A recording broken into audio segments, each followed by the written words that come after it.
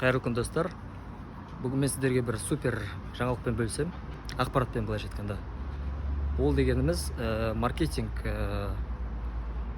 рекламамен емес, бірінші кезекте услуга либо продуктының сапасымен жұмыс істеу керек. Не үшін маркетинг именно продукт услуганың сапасымен и качествосымен, яғни жұмыс дамытумен айналысу керек екенін түсіндірем.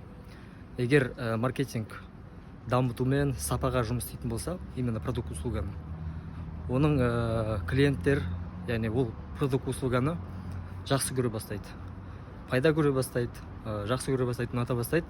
Соның арқасында клиенттің көзінше компания жаңағындай репутационный болады.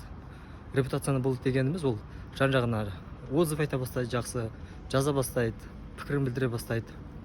Содан кейін рефералка көбейеді, рекомендация көбейеді, пиар жағы жақсара бастайды халықтың арасында.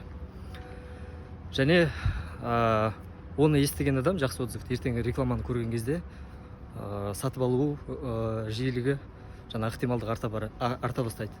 Бірақ өкінішке орай қазіргі біздегі көп адамдар, мысалы маркетингте таргет, баннер, сондай бір былайша айтқанда, мягко айтқанда, бір жаман сөзбен айтуға болады, сондай немен айналысып жүргендерін.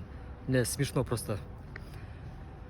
Сондықтан, мысалы, ол дегеніміз, сіз жаман продуктыны халыққа таргетпен ұсынған кезде просто цена привлечения клиент арта бастайды, қымбаттап кетеді. Одан кейін екінші клиент ол екінші рет оралмай қояды, отзыв жаман тарай бастайды. Сосын сіз жіберген неше түрлі маркеттеріңіз құр босқа кетеді просто. Адамдар көреді, ладно дейді да қоя салады мысалы. Сондай негативный последствиялар бар. Сондықтан маркетинг, егер маркетинг департаменттеріңіз болса, немесе маркетингпен айналыссаңыз, ең бірінші кезекте сіз продукт пен услугаңыздың сапасымен айналысыңыз және оның дамуына в пользу клиента еще айналысыңыз. Никогда компанияңыздың либо там өзіңіздің қалтаңызды ойламаңыз, бірінші кезекте клиентті ойлаңыз. Вот сол кезде маркетинг жұмыс істейтін болады. Вот ответ, почему маркетинг жұмыс істемейді. Егер ұнаса, мен пікір білдіріңіздер, реакция қалдырыңыздар. Келесі стористе мен конкретно бір күшті кейстермен келтіремін, мықты кейстермен.